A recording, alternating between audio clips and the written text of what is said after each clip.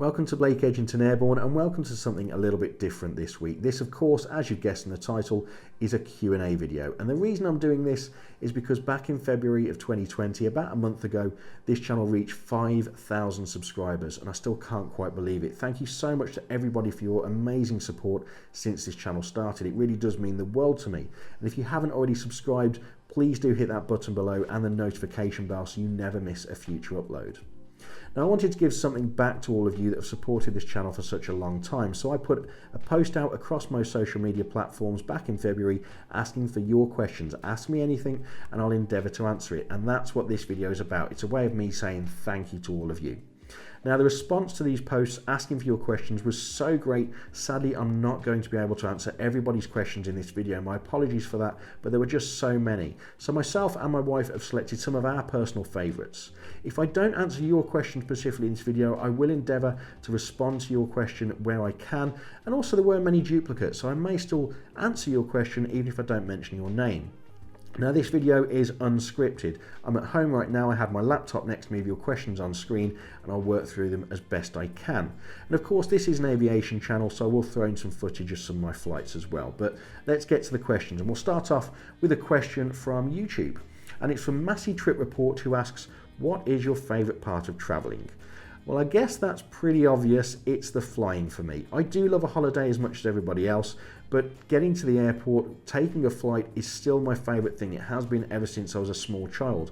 And frankly, I love every part of the experience, from the airport to landing, even security and all the checks you have to go through. It's just an enjoyable experience for me overall, and I hope that comes across in the videos that I create. So for me, it's the journey that's my favourite part of any trip that I take. But thanks for asking your question. Question 2 will come from Instagram, and it's from Adam Fowler Photography, who asks, what is your favourite airline that you've reviewed and why? Emirates. I'm a big fan of Emirates. I've had many great flights with the airline.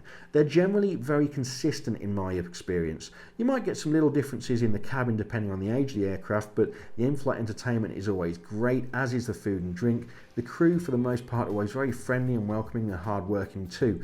And I do love transiting through Dubai or spending time there. It's a great airport in my opinion. I've got a couple of Emirates models just upon the shelf there. And also it does help that they fly one of my favourite aircraft, the Airbus A382. So Emirates would be my favourite airline.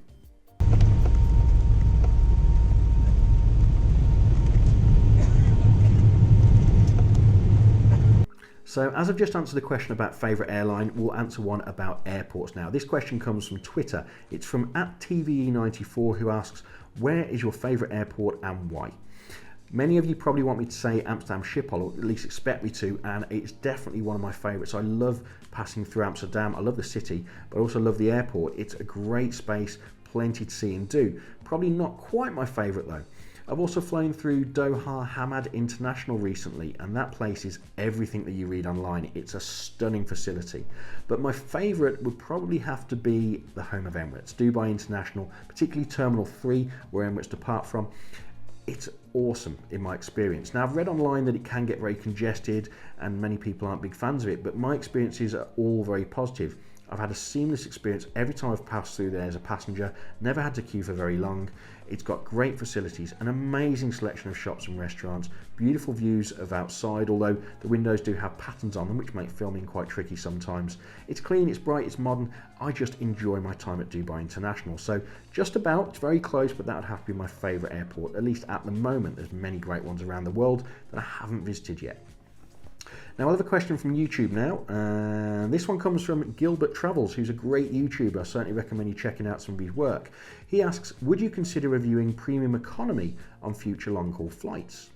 Yes, absolutely I would. Now, this channel is and will always be focused on economy class flying, getting the best value for money and seeing where you can travel in the world for very little money. But premium economy is something that does interest me. It's becoming more and more common. A lot of airlines are planning to roll it out on their fleets in the coming years. And I certainly wouldn't hesitate to give it a try for a couple of reasons. One, obviously just to share that with you, but two, some flights can be quite uncomfortable that I take on this channel. And I always do make that pretty clear in the videos. I'm about 6 foot tall, and particularly speaking about long haul, if you think back to my Virgin Atlantic flight where I flew from New York to London on the A330, 6 hours in that seat was not great for me, and it's flights like that that make me want to maybe try extra legroom on some flights, show what that's like, or of course premium economy. So to answer your question, yes, I hope to at some point try premium economy. Not sure when I'll be doing it yet. It all comes down to if it offers that great value for money. Now we'll have another question from YouTube now, and this is one that's come up an awful lot. This question comes from David McNeil, who asks, how many Under Armour baseball hats do you own and why? Under Armour, probably about 5 or 6 Under Armour hats at the moment. I've got a few New York Yankees hats that I've had in videos before, and a selection of others as well. And this, as I said, is a question that a lot of you want to know about. Why do I wear so many hats in the videos? Because I like them. There's no other explanation other than that. I like wearing baseball caps. I'm not particularly fashionable. I don't spend a lot of money on clothes or anything like that, but I like hats. They keep my head warm, so I have quite a few, and I'll be buying more and featuring them in videos in future as well. Now we've got another question from, we'll go for Facebook this time, and this is from a very enthusiastic young viewer of mine who's followed the channel for a long time and has his own channel too. So if you do get a chance, take a look at it. His name is Bradley Penny, so you can search for Bradley Penny on YouTube, find some of his videos, and he's asked, what gave you the idea to make Blake Edgington airborne? That's a great question, and it's quite a complicated answer. I've always had a passion for aviation. Ever since I was very young, I've travelled to numbers of airports around the UK simply to watch aircraft take off and land. There used to be a bit of a plane spotter, less so much of that nowadays, prefer to be on board them. And I was lucky enough when I got older to work for my travel initially for a very short period of time as cabin crew, and then Flybe. I spent several years there as cabin crew, and I enjoyed every second of it. For some reason I left, decided to get a proper job, and I do still enjoy flying. So what I found is that before travelling on holiday, I'd always watch some great YouTube content to see what the flight would be like. The favourite part of any journey for me, as I've said, is the experience on board. And it was on board an Emirates flight, funnily enough, a couple of years ago, that I was taking photos and videos, and I thought, well, if I watch so many of these great YouTube videos and obviously enjoy flying myself, why not turn it into a hobby, into a passion? And that's really what started the whole Blake Edgington Airborne channel. It's been a great couple of years since. So thank you for asking again, Bradley. Really great of you to ask this question. But in a nutshell, I've always liked flying, and I thought, if other people can do it, why can't I?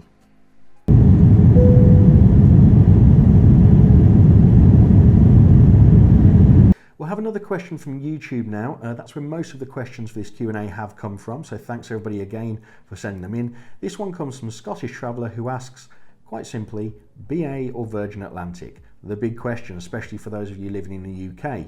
It's a tricky one to answer. I've had some great flights with both airlines. I haven't reviewed British Airways long haul on this channel yet, but I have flown long haul previously. I have flown with Virgin on this channel and had some really great experiences, particularly my A350 flight. But if I had to choose, based on my personal experiences, and many of you will disagree, I'm going with British Airways. I'm a big fan of British Airways. They're my national airline. I love passing through Terminal 5 in particular. And honestly, I've always found their crew to be absolutely fantastic. I like the cabin design. It's maybe a little bit more subtle than Virgin's. Again, that A350 flight, the mood lighting was a little bit much for me at the end of it. Nothing wrong with Virgin, but I'd have to go with British Airways. So a very tricky question to answer, and I'm sure I'll get a lot of questions about my answer in the comments, but thank you for asking it. Joe Ross asks on YouTube, how far in advance do you plan your flights, and do you prefer morning, afternoon, evening or red-eye? We'll answer the second part of that first of all. I don't like red-eye flights. If you watched my United Airlines trip where I flew from Washington to Munich, that was a red-eye. I don't enjoy them. I don't sleep very well on planes, mainly because I'm too excited. I want to be filming.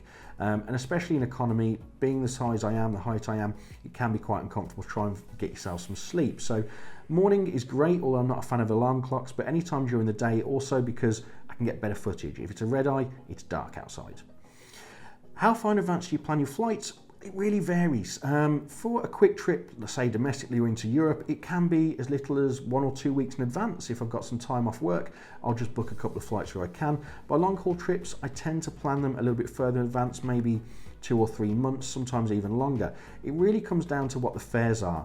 I'd recommend using Google Flights if you do travel a lot. It's something that I use a lot, and there's also many great apps that you could use as well, like Skyscanner or Momodo. But for me, I set up a lot of alerts on Google Flights for ideas that I've had, and when I see a fare that I'm interested in, I'll book something no matter how far in advance that may be, and then I'll obviously build an itinerary around it. So Generally, it's a couple of weeks to a couple of months, but that can be different. Another question here comes from C1. What is your favorite video on your channel? My last one. And that's generally the answer I'll give every single week. I'm very critical of my own work, and I always welcome both positive and negative feedback, or constructive feedback, I should say, really, on all of my videos. Generally, I'm always striving to improve the quality of the videos whenever I do produce a new one. So at the moment, it'd have to be my Emirates review I posted just a couple of weeks ago. Before that, it'll be my Cathay Pacific review, and so on and so forth. Certainly, I don't particularly enjoy watching some of my earlier content. If you go way back, I kind of do recommend it because I need the views, but do check out my first ever flight review. It was a Ryanair flight. It was very different to what I produce today, and hopefully you can see from those earlier videos a continuous development, a continuous improvement. So I don't have specifically a favourite video that I've created. I'm always looking to make the next one my best one, but thanks for asking.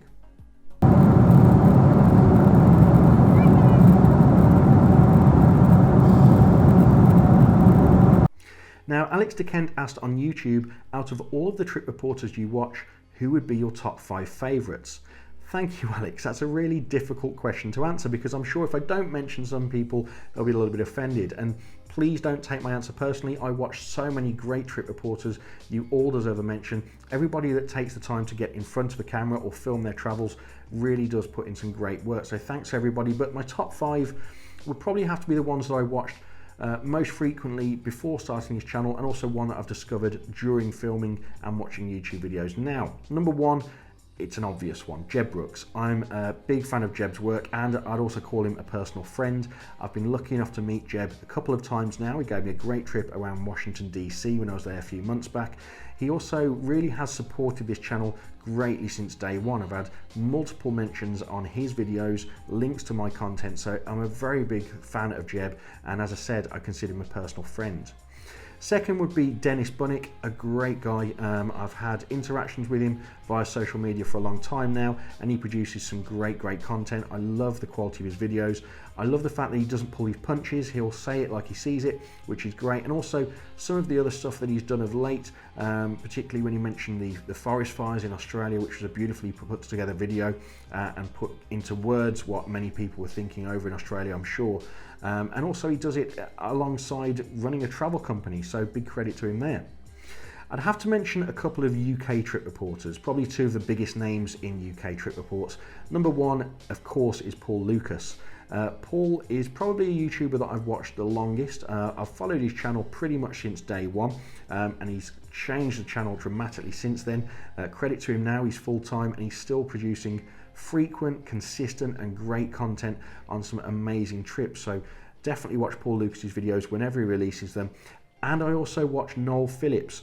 Now, Noel is also a great trip reporter, and he does some really great and interesting trips, even some that I sort of had an idea to do myself, and he beat me to the punch there. So definitely do enjoy Noel's work as well. So thank you to both of those for sort of really setting the benchmark for UK trip reporters, and I hope to be as successful as you guys someday.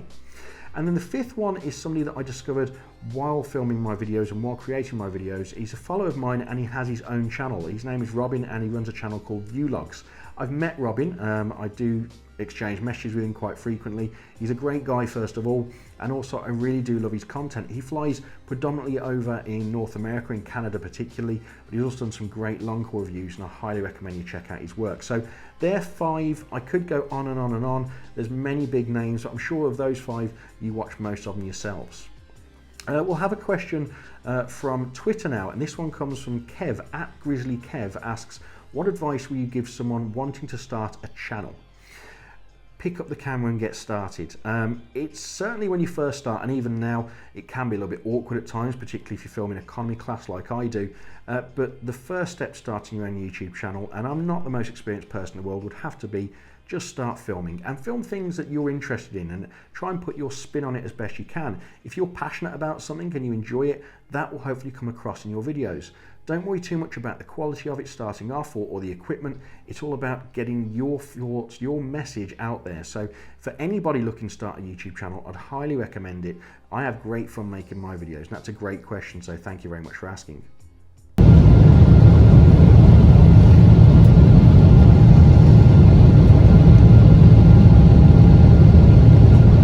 Now this next question comes from somebody that I've already mentioned on this video. That is my good friend Robin from Viewlogs, who asks, when's our next flight together?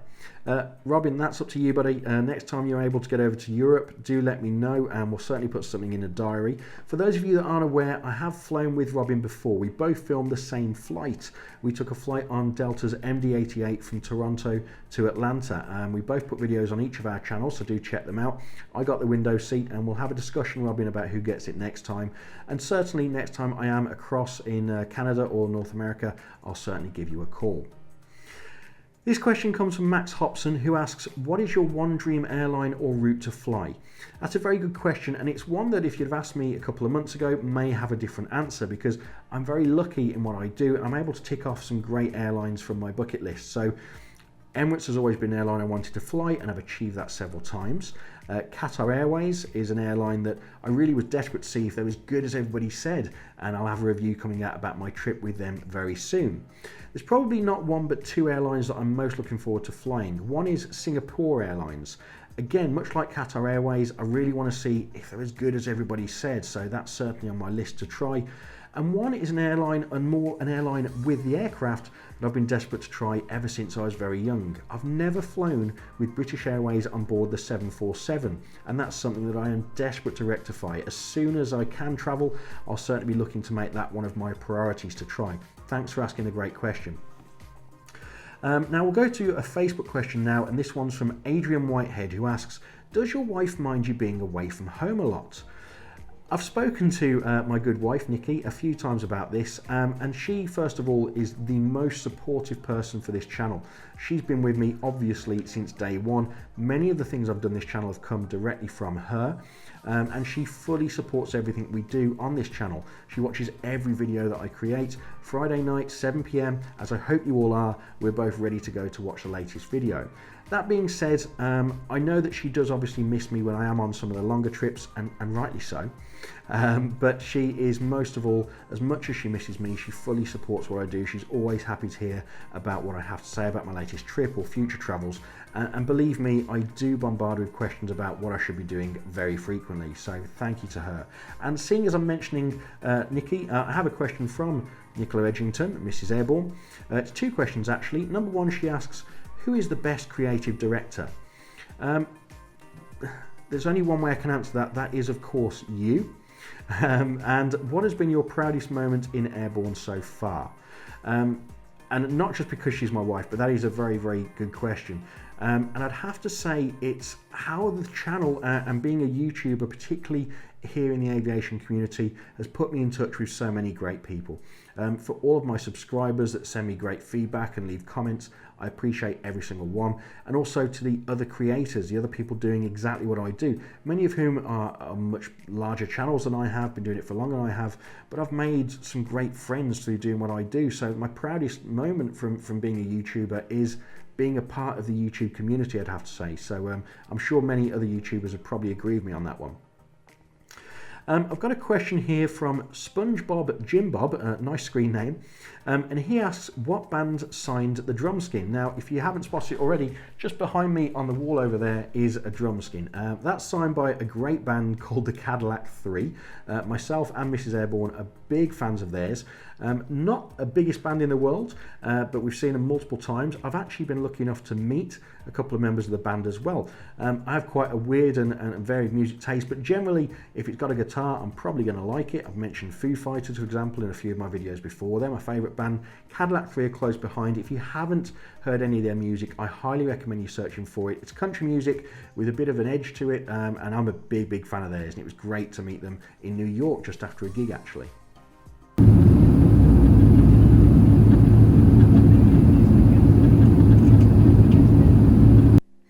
Now this next question comes from John Murray, and John asks, have you ever considered commenting or reviewing the arrival airport? Yes, I have considered it quite a few times. It's a discussion I've had with my wife on several occasions. However, at the moment, I don't plan on actually putting it into my videos. There's a couple of reasons for this. Number one is an awful lot of airports I pass through, the arrival experience, there's not much to talk about. It's a case of a walk from the aircraft to immigration, which is somewhere that you can't film, and then luggage carousels and out. There are some great airport arrival experiences where there's a number of facilities available for passengers, but the main reason that I don't plan on putting these into the videos at the moment is because after I've landed, generally I've got another flight to take. As I said earlier, I've got 2, 3 or 4 flights most times when I travel in one day. And if I'm delayed, for example, I've got a tight connection to make. So I need to get around the airport to start the next video. So it's a great question and it is definitely a good idea, but at the moment, not something I consider putting into the videos. Now the next question has come from Twitter and it's from @NeilPTurner. Neil's asked, do you still have a full-time job or are you going into YouTube full-time? And it's a really good question and it's one that I've had quite a few times. At the moment, I have no plans to go into YouTube full-time. Frankly, it wouldn't be possible. Despite having a fantastic number of subscribers, 5,000 subscribers, the advertising revenue that I get from my videos doesn't come close to paying for flying at all, let alone my every day-to-day bills and living expenses. So certainly won't be doing it anytime soon. And that does mean that I have a full-time job and few people have asked what that is. I work in car sales. Not all car salesmen are evil. I work for a company that is very supportive with my time off. I'm very lucky that my managers support my channel and what I aim to do. But I do work hard, I do work full-time, and that pays for these flights and these reviews that I create. And that leads me on to a question that's come in from Cardiff Flyer, who asked, how do you find balancing filming, going on trips and editing with normal life and things like work? It's very, very tricky. Working full-time, I work generally 5, maybe 6 days a week sometimes. So any flights I have to take have to be either in holiday time, and of course that means that I may not be able to take a holiday with my wife, so I try and obviously have less of an impact on her as I can. And also if I do get days off, I'm in the air or editing. So most of my time obviously is taken up with work, and then when I'm not working on these days off, as I said, I'm either in the air or putting video together, so I don't have a lot of time for anything else. But that's not to say that's a bad thing. I love creating these videos and I like putting all the effort that they deserve into them. Probably my wife would say I should spend some more time with her though. And the next question comes from Travel Anorak, and Travel Anorak has asked, if you could take one more flight, which route and aircraft would you want it to be and why? That's a really, really tricky one because I enjoy all sorts of flying. Probably if I had to choose one more route, one more flight I'm ever allowed to take, it'd be on board the A380, most likely with Emirates. As I've said before, they're my favourite airline. But again, if I haven't flown that BA 747, definitely be looking to try that as well. So thanks for asking your question. And we're coming towards the end of the video now, just a couple more questions, so we'll get into those. Craig Madison has asked a really, really great question. He's asked, do you ever get complacent about flying? Craig flies maybe once or twice per year and it's a special event. With myself flying many times a year, is the magic still there?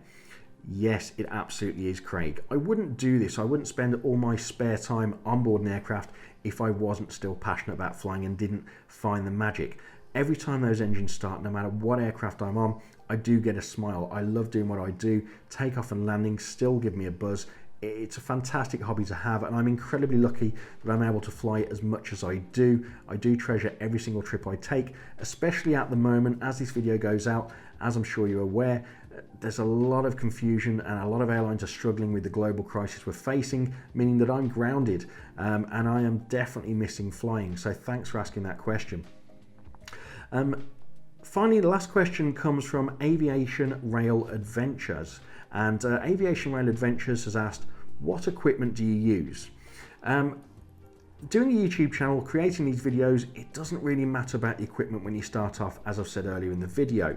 For me, I don't have any particular special equipment. This video right now is being filmed on my iPhone, and it does a perfectly good job at filming the footage that I need. And I use the iPhone for airport shots, obviously pieces to camera, and any footage that you see on board the aircraft in the cabin.